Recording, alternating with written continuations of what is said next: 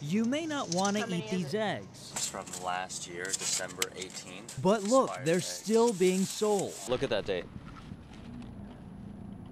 Oh my God. Check this out, fish sticks from December 09 still on the shelves. 2009? That's too far back. We go hunting for expired food. Food left on store shelves after their Best By dates. November 2010, 1, 2, 3. Along with the old lean pockets at this Norfolk Bottom Dollar, we found expired ice cream, fish fillets from last August, and remember this box of frozen fish that said used by 1209? I'm just appalled. I'm really upset about that. We went back inside to show the manager. We just bought these fish sticks that were expired in 09 on the shelves. Just wondering why there are expired groceries on the shelves here. You have to talk to our corporate office. So we did. We showed them this video and asked about expired groceries we found in stores in Norfolk and Newport News. A company spokesperson sent us this statement saying, Bottom Dollar routinely monitors products and is reviewing processes to make sure customers get fresh food. At this farm fresh market in Ghent, we showed the manager expired lunch meat we found. This one is from December of last year, and there's some other things that we found, some meats here. Just wondering how this could happen. He didn't believe they were from his store until we showed him our receipts. I'm surprised by all of it. Yeah, that's gross. Gross for some shoppers. For the Union Mission, expired food in many cases is still edible. Like, let me show you one. Right. Non-perishables are usually served up to a year after their Best By date. And I've never had any complaints yet that anything was wrong with anything that we've distributed. But when it comes to things like meat or dairy, they go by the rule, when in doubt, throw it out. Not the case when we were at this Fresh Pride in Norfolk. Along with the old eggs. It's from last year, a full month old. Half and half past its use by date. So it's 11 days old and still on the shelf here. And there's more, lots more. Yogurt, its sell by date passed 8 days ago. Applesauce, 5 months past its prime. Frozen food, also 3 months past its use by date. October of 2010, it's January 21st.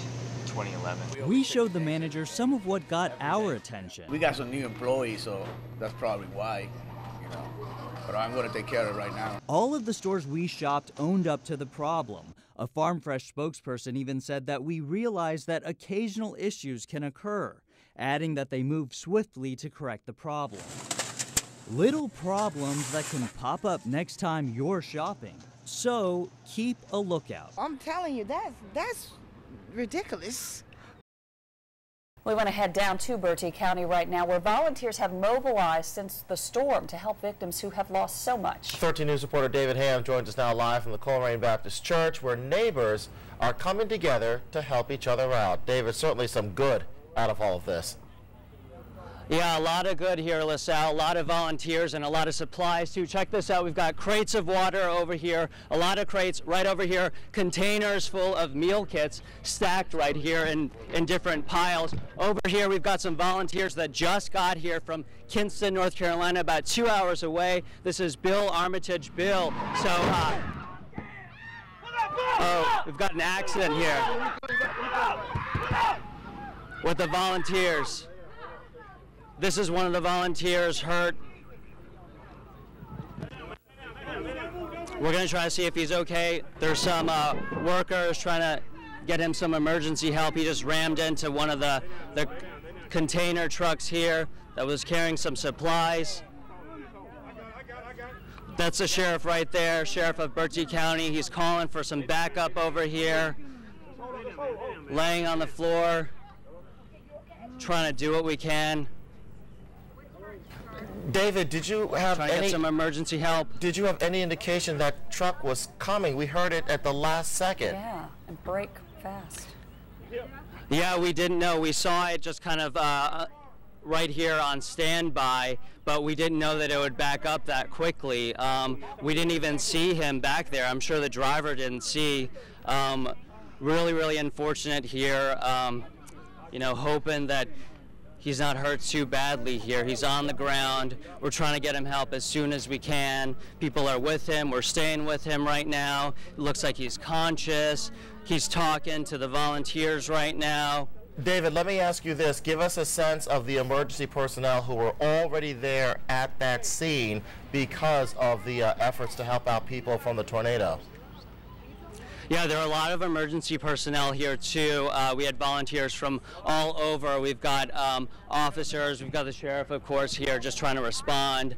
They want us to be sensitive to, I guess, what's happening right now because it's a very you know, touchy situation. So we're just trying to get him help and trying to give him the privacy that he needs as well. But you know, a lot of people here, this is totally unexpected, as you know, you can imagine. We're all the volunteers here just trying to help out in this situation. And David, I have a question for you. You obviously volunteers coming from all over, I guess, trying to organize all that, and it can be a little chaotic out there when you have volunteers coming from everywhere. Are you finding that to be true, trying to get everybody organized?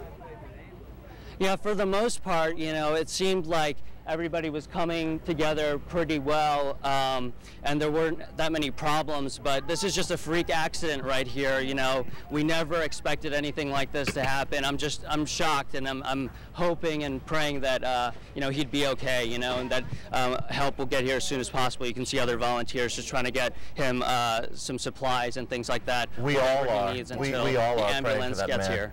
Yeah, oh, you just mentioned ambulance. I was going to ask you that, David. Are there any ambulances on the scene already? No, I mean, you know, you saw it right here live. You know, it was just a couple of seconds ago. So I think we're just waiting for the response. I imagine that they might be out in the disaster areas right now, so maybe they're responding from there. And as you can imagine, it's a rural area, so these roads are really long and the stretches are long, so it may take a couple of minutes to get here right now, LaSalle. And David, I don't know if you know this or not, I know that many of the fire departments there volunteer. Are the rescue or the emergency folks down there also volunteer?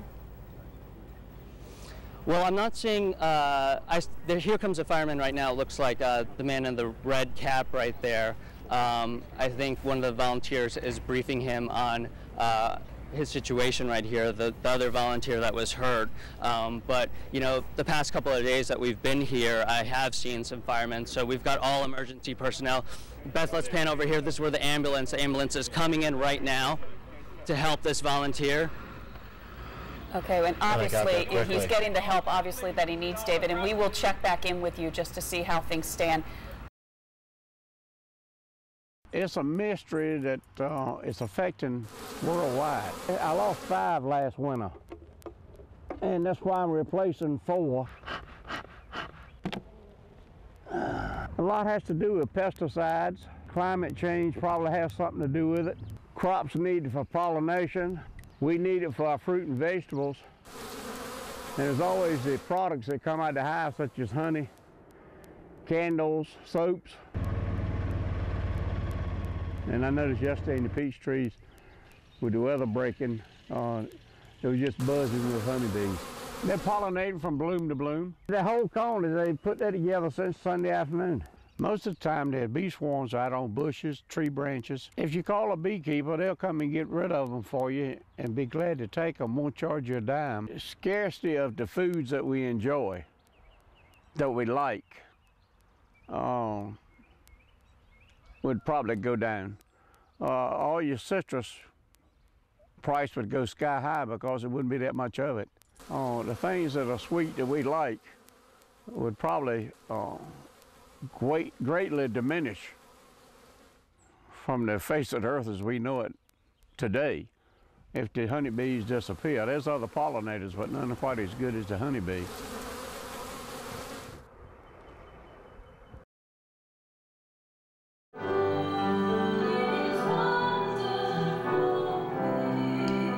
Had an audience of thousands. For this show, he has a couple dozen. I happen to know a little bit about climate. Former WAVY television meteorologist John Cash puts in 60 hours a week as a minister, earning less than half his television salary. He knew the storm was coming. He relies on love offerings and a couple of radio gigs. Okay, Rodney, when's the last time I picked on the president? It's been a while. I mean, I pick on... After his show, I met with him for a no-holds-barred interview. This is actually our first time meeting. And you're in heels, and you're taller than me, and I need to... And he says many viewers think he's still on local television. There are people still coming up to me going, love you, on the TV. They hadn't gotten the memo. According to our partners at the pilot, Cash says he was fired last August. I miss doing the weather on TV. I miss my friends.